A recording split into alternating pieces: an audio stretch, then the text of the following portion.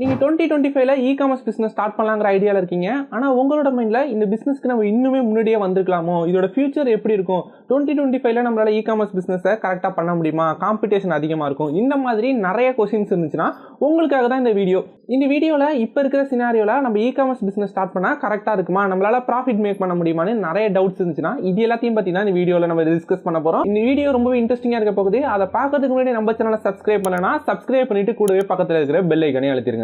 இதுல ஃபர்ஸ்ட் நம்ம 2025ல e-commerce business start பண்ணலாமா இல்ல நம்ம ஆல்ரெடி நிறைய காம்படிஷன் இருக்கிற இடத்துல நம்மளால சஸ்டெயின் பண்ண முடியுமான்னு பார்த்தலாம்.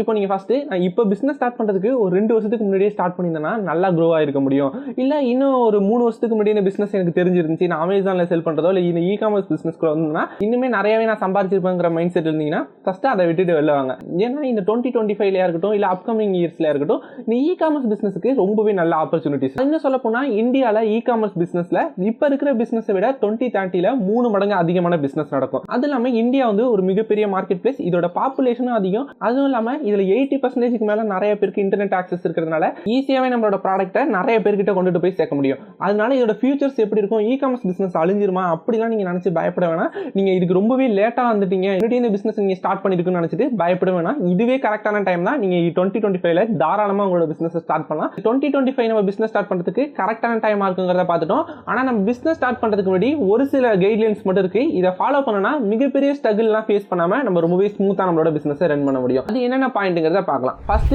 உங்களோட ப்ராடக்ட்டை நீங்க சூஸ் பண்றதுக்கு முன்னாடி ரொம்பவே கிளியரா இருக்கணும். இந்த ப்ராடக்ட்ல நம்ம பண்ற மிஸ்டேக்னால தான் நிறைய பேருக்கு பெரிய லெவல்ல லாஸ் ஆகும். இந்த இ-காமர்ஸ் பிசினஸ்ல நம்ம ப்ராடக்ட்டுக்கும் எக்யூப்மெண்ட்டுக்கு ஸ்பெண்ட் பண்றதை தாண்டி பெரிய செலவுகள் எதுவுமே இருக்காது. இப்போ நீங்க ஒரு ஆஃப்லைன் ஸ்டோர் வைக்க போறீங்கன்னா அந்த ஸ்டோருக்கான ரெண்டலா இருக்கட்டும் இல்லைன்னா அந்த ஸ்டோரை நீங்க டெக்கரேட் பண்றதா இருக்கட்டும் இன்டீரியர் டிசைனுக்கு நிறைய ஸ்பெண்ட் பண்ற மாதிரி இருக்கும்.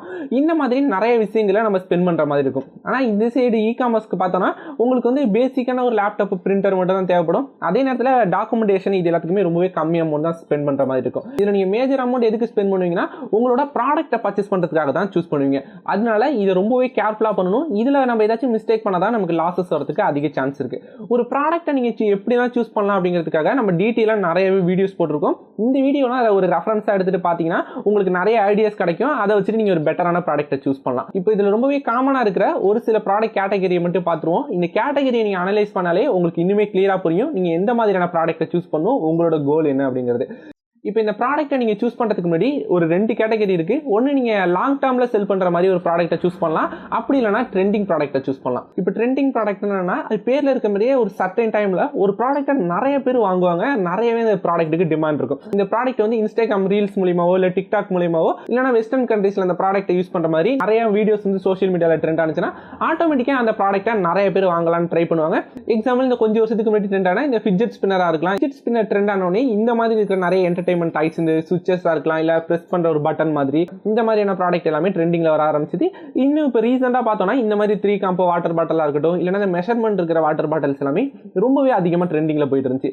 இந்த ப்ராடக்ட்டோட ஃபியூச்சர்ஸ்னு பார்த்தோம்னா பெருசா எதுவுமே இருக்காது. அந்த ப்ராடக்ட் ஒரு பர்టిక్యులர் டைம்ல ட்ரெண்ட் ஆகும். அந்த ட்ரெண்டா இருக்கிற டைம்ல மேக்ஸிமமா எவ்வளவு ப்ராடக்ட் நம்மளால செல் பண்ண முடியுமோ அவ்வளவு ப்ராடக்ட் நம்ம செல் பண்ணலாம். இதுதான் நம்ம ட்ரெண்டிங் ப்ராடக்ட்னு சொல்லுவோம். அதுல நிறைய பேர் சீசனல் ப்ராடக்ட்டையுமே ட்ரெண்டிங் ப்ராடக்ட்னு நினைச்சுப்பாங்க. இப்போ சீசனல் ப்ராடக்ட்னா என்னன்னா இப்போ கரண்டா இந்த சினாரியோவே எடுத்துப்போமே. இப்போ இந்த டிசம்பர் ஜனவரி இந்த மந்த்ல எல்லாம் பார்த்தோம்னா வின்டர் கிளாத்ஸ் எல்லாமே ரொம்பவே ட்ரெண்டிங்ல இருக்கும். இப்போ மென்ஸ்க்கான ஹூடியா இருக்கட்டும் ஸ்வெட் ஷர்ட்டா இருக்கட்டும் ஜிப்பர் ஹூடியா இருக்கட்டும் இந்த மாதிரி ப்ராடக்ட் எல்லாமே நிறைய பேர் வாங்குறதுக்கு சான்சஸ் இருக்கு. இதுவே நீங்க அக்டோபர் நவம்பர் டிசம்பர் இந்த மாதிரியான டைம்லாம் பாத்தீங்கன்னா ரெயின் கோட்டா இருக்கட்டும் அம்பர்லா இந்த மாதிரியான ப்ராடக்ட்ஸ் எல்லாமே நிறைய சேல்ஸ் ஆகும். இதை வந்து நான் ட்ரெண்டிங் ப்ராடக்ட்னு சொல்லல. இப்போ வின்டர் கிளாத்ஸ் எடுத்துக்கிட்டீங்கன்னா டிசம்பர்ல இருந்து நீங்க வந்து பிப்ரவரி மார்ச் வரையும் கூட வாங்குறதுக்கு நிறைய சான்சஸ் இருக்கு. அதுக்கப்புறமா ஏப்ரல் மே ஜூன் ஜூலை இந்த மாதிரியான மந்த்லாம் சுத்தமா சேல்ஸ் ஆகாது. ஏன்னா இது எல்லாமே சம்மர் டைம். அந்த கிளாத்தை போட்டுட்டு அவ்வளவு கம்ஃபர்டபுளா நம்மளால இருக்க முடியாது. இது திரும்ப இதோட சேல்ஸ் வந்து நெக்ஸ்ட் இயர் நவம்பர்ல இருந்து ஸ்டார்ட் ஆகும். இந்த மாதிரியான ப்ராடக்ட் வந்து டிஃபரெண்ட் கேட்டகரி. இதையும் ட்ரெண்டிங் ப்ராடக்ட்டையும் போட்டு கம்பேர் பண்ணிக்காதீங்க. ட்ரெண்டிங் ப்ராடக்ட்ங்கிறது ஒரு பர்టిక్యులர் டைம்ல மட்டும் தான் சேல்ஸ் ஆகும். திரும்ப நெக்ஸ்ட் இயர் வரும்போது அதோட சேல்ஸ் பீக் ஆகுமா ஆகாதா அப்படிங்கிற மாதிரி எந்தவித கேரண்டியுமே கிடையாது. இன்னும் சொல்ல போனா அந்த ப்ராடக்ட்ல பெருசா யூசஸுமே இருக்காது. எல்லாருமே வாங்குறாங்க. இதனால நம்மளும் இந்த ப்ராடக்ட்டை வாங்கணும்னு ஒரு பர்టిక్యులர் டைம்ல மட்டும் வர்றது தான் இந்த ட்ரெண்டிங் ப்ராடக்ட். என்ன கேட்டா நீங்க பிகினரா செல் பண்ண போறீங்கன்னா இந்த ட்ரெண்டிங் ப்ராடக்ட்டா இருக்கட்டும் இந்த சீசனல் ப்ராடக்ட்டா இருக்கட்டும் இது எல்லாமே நீங்க அவாய்ட் பண்ணிடுங்க. உங்களோட ப்ராடக்ட் எல்லாமே லாங் டர்ம்ல சேல்ஸ் ஆகணும். இப்போ எல்லா டைம்லயுமே சேல்ஸ் ஆகிற மாதிரி ஒரு ப்ராடக்ட்டை சூஸ் பண்ணிக்கிங்க. இப்போ நீங்க ஒரு நார்மல் பிளாக் கலர் டிஷர்ட் எடுத்துக்கங்க இல்லைனா ஒயிட் கலர் டிஷர்ட் எடுத்துக்கங்க. இந்த டிஷர்ட் வந்து எப்போ பார்த்தாலுமே கஸ்டமருக்கு தேவைப்பட்டுக்கிட்டே தான் இருக்கும். அதே மாதிரி தான் நீங்க ஃபுட்வேர் செல் பண்ணாலும் சரி இல்லைனா ஒரு டோர் மேட் செல் பண்ணாலுமே சரி இது எல்லாமே சேம் ப்ராடக்ட் தான். இது எல்லாத்துக்குமே எப்போதுமே டிமாண்ட் இருந்துகிட்டே இருக்கும். ஓரளவு டீசெண்டாக நமக்கு சேல்ஸ் கொண்டுட்டு வந்து கொடுக்கும். அதே நேரத்தில் இந்த ட்ரெண்டிங் ப்ராடக்ட்லேருந்து உங்களால் பெருசாக ஒரு பிராண்டை பில்ட் பண்ண முடியாது.